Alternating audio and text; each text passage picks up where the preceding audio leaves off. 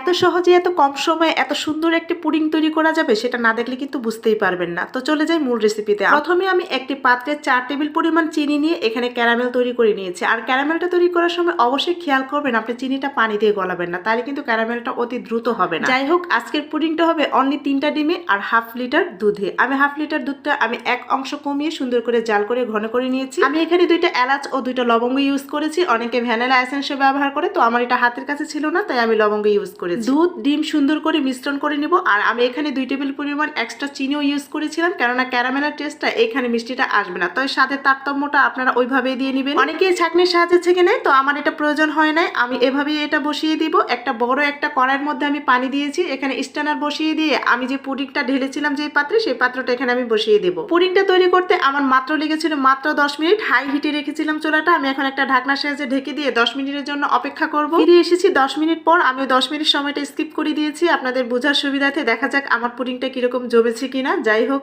আমি এখন ঢাকনাটা খুলে নিব। পুডিং বানানোর ঝামেলা না থাকায় আমি সবসময় এটা বানাই, তবে আজকে রেসিপিটা শেয়ার করে দিলাম। এই তো দেখা যাচ্ছে কি সুন্দর জমে গেছে। আমার একটা কাঠির সাহায্যে দেখতে হয়নি যে আমার পুডিংটা হয়েছে কিনা। আমি উপর থেকে দেখে বুঝে গিয়েছি যে আমার পুডিংটা বেক করা হয়ে গেছে। সুন্দর করে জমে গিয়েছে আমার এই পুডিংটা। তো আমি এটা তুলে নিয়ে এখন একটা পাত্রে ঢেলে নিব। আর অপেক্ষা করব না ঠান্ডা হওয়ার জন্য। আমি যতবারই পুডিং বানিয়েছি এরকম সুন্দর পারফেক্টলি হয়েছে, তবে তোলার জন্য একটু সতর্কতা অবলম্বন করতে হয়। আমি একটা ছুরির সাহায্যে সুন্দর করে সাইডগুলো ছাড়িয়ে নিব। আপনি যদি সাইডটা সুন্দর করে ছাড়াতে পারেন তাহলে এটার সাথে লেগে থাকবে না, সুন্দর করে উঠে আসবে। এই তো আমার সাইড ছাড়ানো হয়ে গেছে। এখন এটা আমি প্লেটের মধ্যে সুন্দর করে ঢেলে নিব। আর এখানে অবশ্যই সতর্কতা অবলম্বন করতে হবে, কেননা অনেকের পুডিং কিন্তু এইখানে শেষমেশ এসে ভেঙে যায়। যাই হোক, আমি খুব সতর্কতার সাথে এই পুডিংটা ঢেলে নিব। আর এই প্রথম যখন আমি বানাতাম তখন কিন্তু আমার এভাবে ভেঙে যেত। যাই হোক, আজকেরটা কি হবে দেখা যায়। তো আমি উপর করে দেখবো এখন আস্তে আস্তে ওঠায় যে পুডিংটা পারফেক্ট হয়েছে কিনা। এই তো মাশাআল্লাহ, পুডিংটা খুব পারফেক্ট হয়েছে। আপনাদের কেমন মনে হচ্ছে অবশ্যই জানাবেন।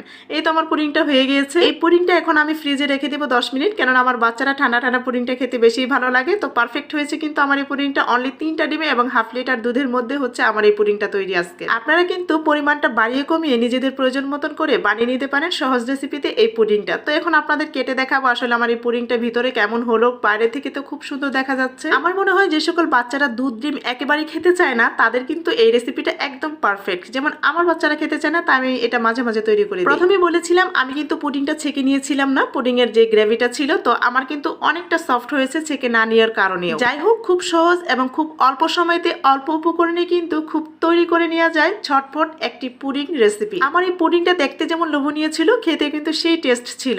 যাকে খাইয়েছে সেই বলেছে খুব ভালো হয়েছে। যাই হোক, পুডিং বানানো তো শেষ হয়ে গেছে। এখন খেয়ে তো সবাই টেস্ট করেছে কেমন হয়েছে এবং আপনাদের কাছে কেমন লেগেছে অবশ্যই জানাবেন। কিন্তু একদম সফট, অল্প সময় কিন্তু